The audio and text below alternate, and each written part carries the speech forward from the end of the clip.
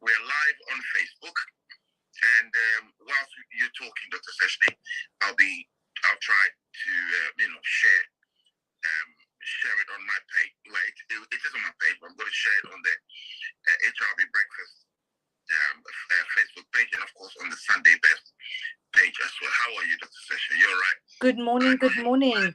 You weren't too well yesterday. No, just my back. Yeah, I just caught my back. I don't know. You know how this happens. So unexpected, but I'm feeling a lot better today. Thank you so much. Yeah. So, yeah. We're praying for you, and we're blessing you with healing. Thank you. We don't want you to sit here and because I know you make the effort to wake up and still do the job, but sometimes you've got to rest, Dr. Seshni. Yeah. Especially if your back is hurting. I did. Yeah, I had a lot of bed rest. I think that's what you need to do when you have a sore back. So that's what I did. And yeah, just rested. I'm a lot better. Thank you so much for your prayers and healing. That's fantastic. You know, I'm a miracle healer. I'm just joking. No, but of course we wish you we all wish you the best, and thank you. You know we'll be praying for you. You know, Yeah. that, don't you? Yes, I do. Thank you. Right, Dr. Seshni. There's not really that much news on COVID, except for okay. First of all, let's start with the. Should we start with the positive or the negative first? Let's do the positives. Definitely positive. It's the fact that Lenny Henry Yes. he's written an open letter to urge Black people or Black Britons, let's put it that way, to take the COVID-19 vaccine. Still with the Black African population, it's only about, I'm talking about Black African population here in the United Kingdom. It's only about 50-something percent. Let me check that. Yeah, 58.8% who have taken so far, and in the Black Caribbean community, it's 68.7% compared to the white community, with an estimated rate of 91.3%. So that's the reason why he's urging, and he's doing it not just by himself, but he's doing it with other people like, YouTube star KSI and the actress Tandy Newton and other people, and they actually put it in like a documentary, not right now, a documentary film. And what do you think about this? I don't know. What do you think? Well, I think it's good that they're doing that, because obviously they want more of the Black minority to take up the vaccine. And obviously the evidence is there that, and from the outset it's been where they've spoken and they've said that the BAME communities, so the Black, Asian, minority ethnic group, were the groups that obviously were more reluctant to take the vaccine for so many different reasons. So I think there is work needed around it. And obviously, if he feels that this campaign is going to help, I think that's probably the reason why. And it's important. I mean, if people do want to feel protected, and also because things are so uncertain with the COVID vaccine. I mean, even if people don't want the vaccine, I think it feels like somehow or the other we will need to have it if you take it, because it's going to be a case where it's going to impact on all our lives. So whether you're going to travel, whether you're going to work, whether you're going to go out to eat, for example, just to the pub. So it's going to impact on so many different areas of life. And if you don't have the vaccine, unfortunately, it is going to make things a lot difficult. So I think it's good that there's campaigns just to improve the understanding, to educate people, because education is key. It's important to know more about the vaccine. And also, I mean, obviously, if like a celebrity or someone like Sir Lenny is now promoting it, then people are going to look up to someone like that. So let me raise some really very valuable points. So he said that the main reason is that a lot of Black people have felt, or the BAME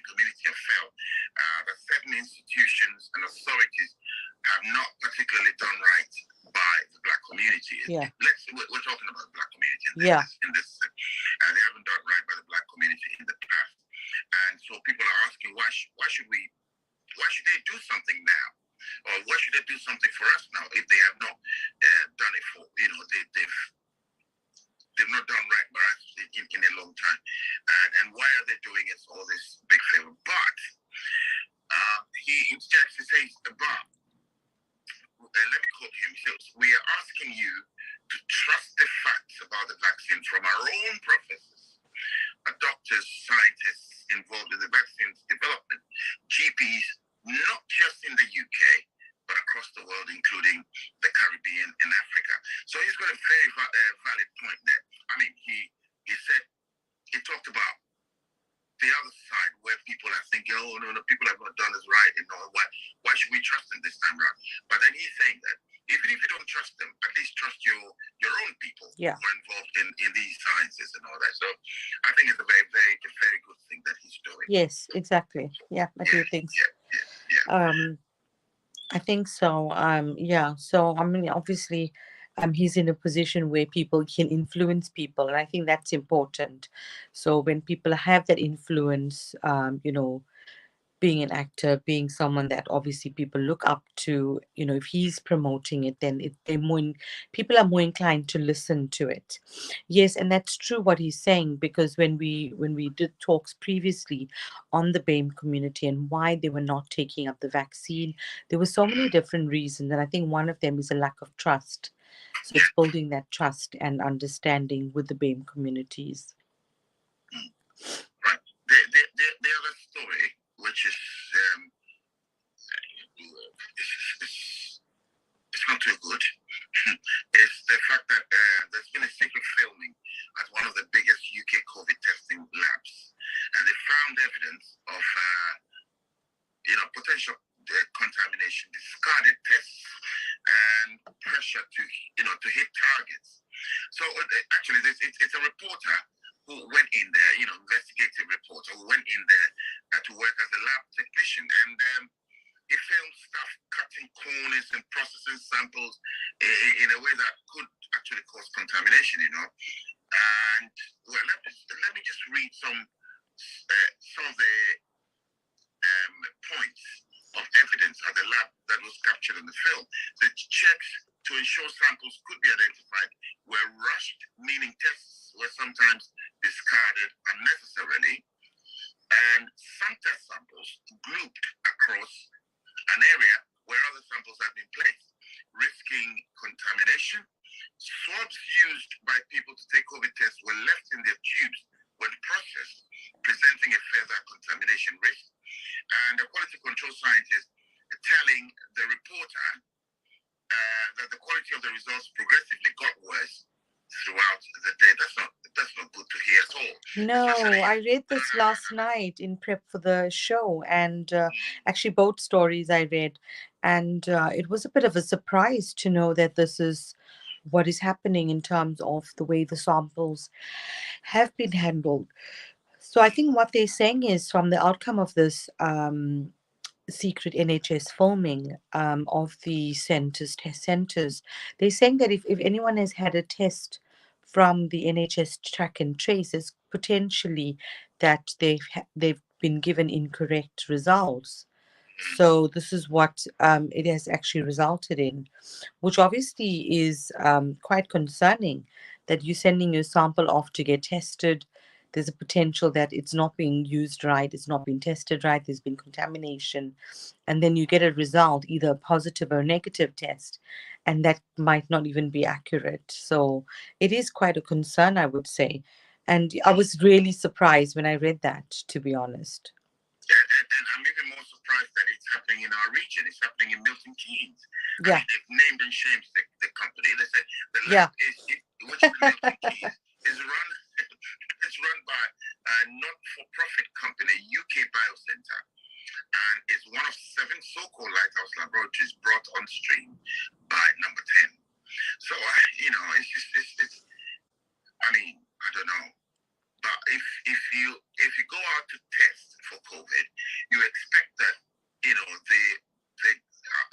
amazing lab technicians will do their job properly know where you are at, whether you've got it or you haven't, and then you can, subsequently work towards it. If you've got it, then you know what to do.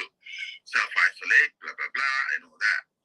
But if the results are rushed and there's contamination and all that, and now we know that this is something that is happening in certain labs, then you begin to mistrust the system. And that's not good.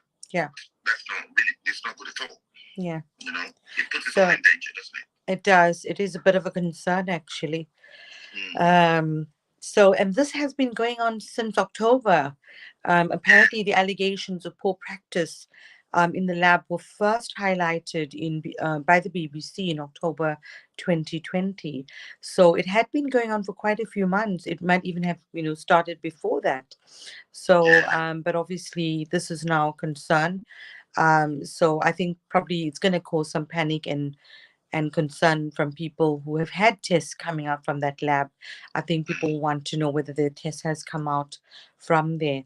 And I mean, clearly what another expert who used to run a company doing millions of PCR tests said you cannot run a service like this. So that's Phil Robertson, who's a specialist in genetic testing. So clearly it's unacceptable. I'm still actually surprised about this story, it is shocking. And I definitely reading it yesterday and then again, just having to talk about it, I think it's worrying. It is worrying and it's concerning. And I think we're probably going to hear more about it. It's probably not going to go away so quickly, especially because you wouldn't think something like that would happen in the United Kingdom of all places. Yes. Where,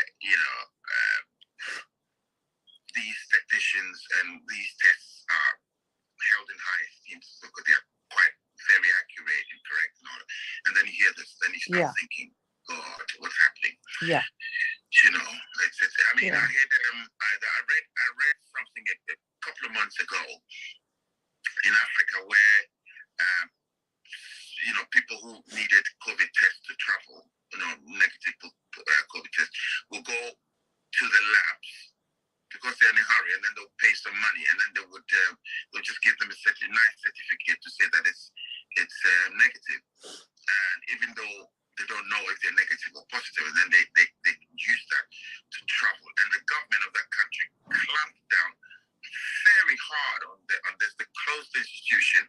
The lab that was doing was, taking bribes, because it's a dangerous thing, So if you had something like that happening in Africa, you'd say, oh yeah, there's corruption, this and that. But what about here?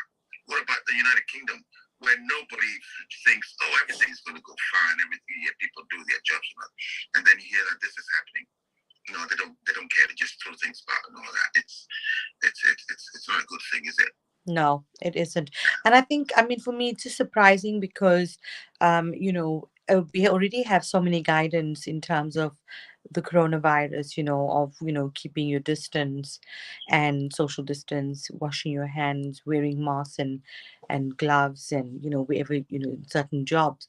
So obviously, I'm just surprised that, for an organization like this, and especially dealing with tests for coronavirus, so these are specifically tests that we in a lab, and then they're not taking the strict sterile procedures is worrying because, working in a hospital as well, we always get used to, if you work in theater or if you work in a lab, we've been exposed to all these situations while studying and working, and we'd always adhere to protocols. Even things like food hygiene and handling of food is something that has strict protocols. So it is surprising that, like in a lab like this, doing coronavirus tests, where obviously there's strict rules and guidance that they're not being adhered to. So I'm probably there's going to be, obviously, hopefully some more investigation and understanding as to what actually is going on, apart from us knowing that there's all these flaws and concerns that have been raised. Okay, and then the final thing I wanted to talk about before we do the numbers and then go on with is the fact that Boris Johnson and more than 20 world leaders, they're actually calling for a global settlement to help the world prepare for future pandemics. And I think this is an amazing thing to do. I remember when former President Barack Obama was in office, he set up a committee, he set up a team that dealt with stuff like that they would look into, potential pandemics and epidemics and all that, and then we work towards it. And then, of course, when our man came into office, he chucked them all out. Yeah. But now, if world leaders are planning to, do something like that, so they can look into it, because pandemics will come, or these things will be. Because actually, in the article, they said another pandemic or health crisis is not if, but when. So they will come. But if we are prepared for them, then it will take us by surprise, like COVID-19 did. Because COVID-19, when it came, everybody was confused, including the health, the scientists and the health professors, everybody, including you and I. I remember when we started our COVID update, there's so many questions we couldn't answer. Yeah. Because I said we did not know. It was just speculation upon speculation. It took us all by surprise. Now, thankfully, we know a lot about COVID-19 and we can deal with it. But if the world is prepared, and even if it's a new thing coming up, which of course it will be new, but at least we are prepared. We know the dynamics and we know what's going to happen. So I think it's a great idea. What do you think? Yes, I think that's really good. So Boris Johnson has joined 20 or more leaders in the calling for a new global settlement to help the world prepare for future pandemics. So obviously, it is a step in the right direction. So this includes the president of France as well. So President Macron of France, Germany Chancellor Angela Merkel. So they're saying that COVID has posed the biggest challenge since World War II. And another pandemic health crisis is a matter of not if but when. So they are predicting that obviously we're possibly going to see more and more, or a repeat of what we've had in 2020 and 2021. The signatories also include the head of the World Health Organization, which is Dr. Tedros Adhanom Ghebreyesus, and so it seems that the aims are clear, that to bring countries together to dispel the temptations of isolationism and nationalism, and to address the challenges that could only be achieved together in the spirit of solidarity and cooperation, namely peace, prosperity, health, and security. And the leaders saying that in the same spirit, that countries must now be better prepared to predict, prevent, detect, assess, and effectively respond to pandemics in a highly coordinated fashion. And a new treaty will help to establish better systems for alerting people about potential pandemics, they say, while also improving the sharing of data and distribution of vaccines and personal protective equipment. There will be other pandemics as well as other major health emergencies. So the COVID-19 pandemic has been a stark and painful reminder that nobody is safe until everyone is safe. So I think it's amazing. It's brilliant, as you said. And yes, very early on, we didn't know much about the pandemic, about what we were in until we were already in it. And gaining that knowledge, understanding was so important. And I think this treaty, and always from the beginning, I think we did see a lot of countries come together who had always, Dr. Tedros and his team always spoke about all the different countries coming together, being united and showing that solidarity. And we've seen that through through and through, as the days have gone throughout this pandemic, that only with that being united as one in spirit against this as a world, as nations coming together, that's been the way of moving forward and tackling it. Because if you look at a year has gone by and where we were and where we're now, so things have changed. So this is definitely, I do think it's important and it's brilliant that the nations are coming together, because it's going to bring people together, and it's going to make us better prepared for the next pandemic if we do have one. Okay. Now let's go to the coronavirus worldometer figures, and let's check out what happened. Yeah. I'm particularly interested in what happened 24 hours ago here in the United Kingdom. Yes, I mean the figures 24 hours I saw, I did check on the figures already.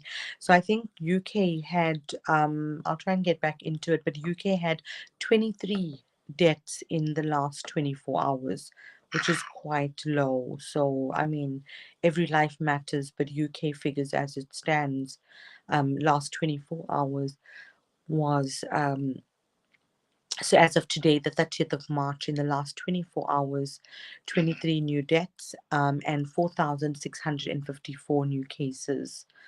So definitely the figures have gone down. And the day before was just 19 new deaths with 3,862. And bearing in mind, we're in the holiday season as well.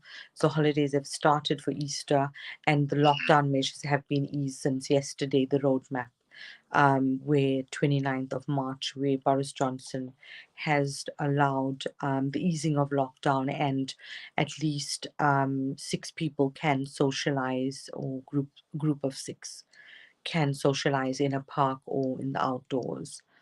And then the next part of the roadmap will obviously be the 12th of April, where we will have shops opening, businesses opening, pubs opening, and places opening to eat. You can eat outside. And hair salons as well, that'll be opening. So quite a lot of other things will be happening on the 12th of April. But coming back to the figures, so 24-hour figures are quite significant. I don't know if you want to do a comment on the UK figure. No, that would well, all I want to say is that it's good. The things are coming down. Unfortunately, we've lost. I mean, losing 23 people is still very. It's not good, but it's better than losing loads of people. So yeah, that's the. I mean, I'm happy that things are dropping now, and the sun's about to shine. So hopefully, in fact, today it's going to be 22 degrees here. It's going to be as hot as 24. Oh wow, yeah, that's amazing. Yeah, that's good. Anyway, so let's do the numbers now. Let's see what we got. So as of today, the 30th of March 2021, the total figures worldometer is 128,253,280 positive cases globally. Total number of deaths is 2,804,662. Total recovered is 103,465,895. And the top 5 countries, so UK is still number 6, so we'll do top 6, and USA number 1 with 31,033,801 positive cases with 563,206 deaths. Brazil number 2 with 12,577,354 positive cases with 314,268 deaths. India number 3 with 12,095,855 positive cases with 162,147 deaths. France number 4 with 4,554,000. So France is number 4 now. It's moved from number 5 to 4. Yes, I've seen that. Yesterday, it's overtaken Russia now. I've seen that, yes. So France is now 4,554,683 positive cases with 94,956. And Russia is 4,554,683 500. So Russia's number 5, as you said, with 4,528,543 positive cases with 98,033 deaths. And UK is number 6 with 337,696 positive cases with 126,615 deaths, and South Africa number 17 with 1,545,979 positive cases with 52,710. So that's number 17 in the world. So they've moved from 16 to 17. Yeah, they have moved. South Africa seems to be doing quite well. And then we have obviously Ghana number. So Ghana's moved quite a bit. Number 91. Yeah, it's moved down now, isn't it? Yeah. It's moved down to 91. Yeah, with 90,287 positive cases and 740 deaths. Right, okay. Yeah. So yes, I mean it's looking quite positive, I must say. How do you feel about the easing of lockdown and the roadmap? Oh, well, I've always believed that they're doing the right thing. I think that the way that the lockdown is being eased, in stages, I think, that's the way forward. That's the way to go. Instead of saying, okay, everything is open on this day and everybody's saying that, the people rush to do stuff and then the infection. We've had that experience before, haven't we? Yeah. When the first lockdown was eased and everybody was doing stuff and going places, and then there was rising infections. Of course, this time around, with the rollout of the vaccine and lots of people being vaccinated, I know that that's going to help massively. So that's helping massively. But then again, I like the fact that they're easing the lockdown in phases. Like phase 1 we do this, phase 2 we go that, phase 3, and that eases us back into the system gradually and slowly. So there's precaution. There's we take guard. So that's good. I like it. I like the way the government's doing it. Yeah, I mean, so the part 2, which took in effect from yesterday. So outdoor gatherings, at least 6 people or 2 households, if not larger, can be in the parks. Outdoor sport for children and adults allowed, including swimming pools. The official stay-at-home order ends, but people will be encouraged to stay local. So that will be left to people's discretion. And people are still asked to work from home where possible with no overseas travel beyond the current mode of expectations. So this is going to continue, obviously, until the 12th of April, where we'll start to see things moving. I must say that I think a lot of people are taking advantage of the easing of lockdown. So more people, obviously, that haven't seen their families are meeting safely. So I think that's what's happening. So I hope that people will stay safe. I know families that are meeting up and friends that are meeting up. So I think it's going to be everyone's going to do it gradually, as you said, and sensibly. And they're going to do it. Yes, exactly. I think they're going to do it sensibly, and people are not going to take chances. I think what would be good is, like, obviously, if you're going to someone's house, just find out what anyone in the household having any symptoms, and you yourself, if you and your family, check if you all have any symptoms or contact with anyone with coronavirus or high risk in terms of what work you do. So I think it's going to be where people are going to do it sensibly, as you said. Yeah. All right, thank you very much, Dr. Seshni, for joining us. And I know you're tired, and you. No, I'm feeling a lot better. I think it was just one of those. Need some more rest, Dr. Seshni. I know. This is your doctor talking to you. It's an order. Well, I'm off with the kids to the Light Center to secure my curry today. So I'll let you know how the train journey goes. Hopefully it's going to be safe. I was thinking twice whether I should take the train or drive. Yeah. The weather's lovely. So, you guys have fun and keep smiling. Yes, we will. And let us know what happened. I will. Yes, thank you so much. You as well. Yeah, give my love to your family. And I'll see you tomorrow. God Thank bless. you. Love to everyone. Bye. Bye. Stay safe. Dr. Seshni Mudlia. Thanks so much, everyone, for joining the Hospital Radio Bedford update, and have a fantastic day. Namaste.